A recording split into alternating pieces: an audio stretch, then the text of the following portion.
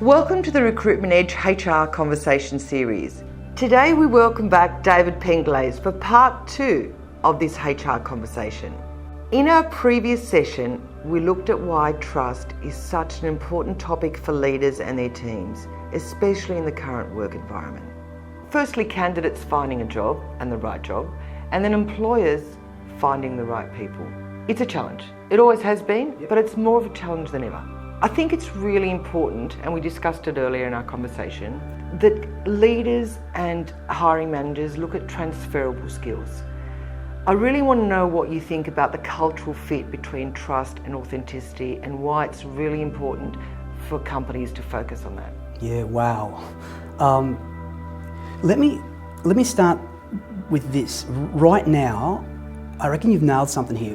That in our world right now, one of the biggest issues we're facing is that because of remote working, a lot of managers are falling into the trap of micromanaging their people. And what that does is it takes away a sense of their self-trust, their sense of autonomy. And so the transferable skills that are required in culture, we know we need competence, right? We know we need people with competence.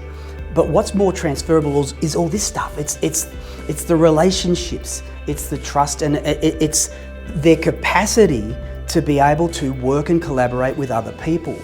And so, because trust is the platform upon which all relationships are built, whether it's remote or whether it's face-to-face, in person, in small groups or whatever, the biggest issue for leaders, and especially today, is this idea of being able to manage these remote teams and build these different, not just the skill sets, but these different types of human relationship skills. And I think we're forgetting about this. And I mentioned earlier that sometimes things like trust and integrity and ethics and character, they're left aside because we're still focused on technology and disruption and all of these other things. I mean, from your point of view, and pivoting, but from your point of view, from a recruitment point of view, you've seen people come through the door and they've got the competence, but if they don't have this other stuff, then they don't fit in with the cultures.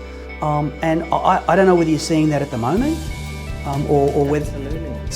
So for leaders to not be focused on trust, for leaders to not be focused on these 3 lenses of trust that I spoke about in the first episode. Can you repeat them very quickly? Sure. So the first lens is self-trust. And this is the confidence in who we are, what we are, and why we are. And so leaders need to be building that. And they need to be looking for that. The people that are walking through their door, that they're recruiting, that they're hiring, or thinking about it, do they get this sense that they've got this self-trust? Not overconfidence, but self-trust. The second lens is to trust others. And this is where, especially for leaders in the current working environment, don't over micromanage people. Trust them to just get the job done. Give them the space, give them that sense of autonomy. Because what we know from the science is, if they don't have this sense of autonomy, they're not intrinsically motivated. And it's that internal motivation that matters the most. And the third lens, again, is this focusing on how we can earn others' trust. And this is our character and our competence, but the consistency in which we deliver on that. So if I was to be coaching any leader today, especially today, in what areas will make the biggest difference to their culture, especially if they're recruiting somebody, whether it's on a permanent or whether it's on a contract or casual basis, is you need to be looking at, is this the kind of person that will fit in with our team, that people will see is trustable?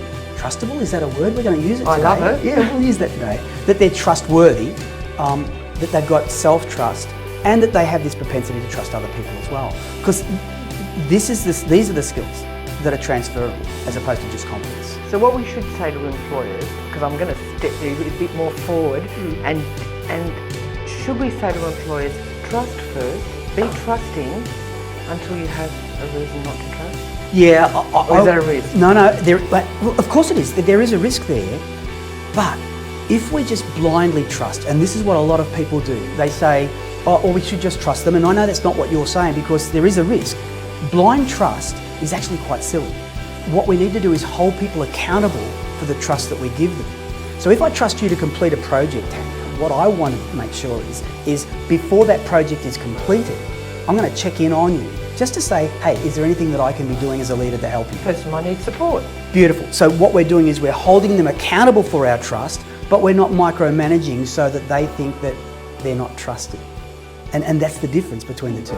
Okay, love it, David. So the key messages for our audience out there is trust, authenticity are very important, and the transferable skills we should look at in people when we're recruiting. Absolutely, and we all get that, but are we focusing on it? That's what I think we should be doing. Okay, thank you, David. We hope you've enjoyed today's discussion and look forward to sharing more insights in our series, Recruitment Edge HR Conversations.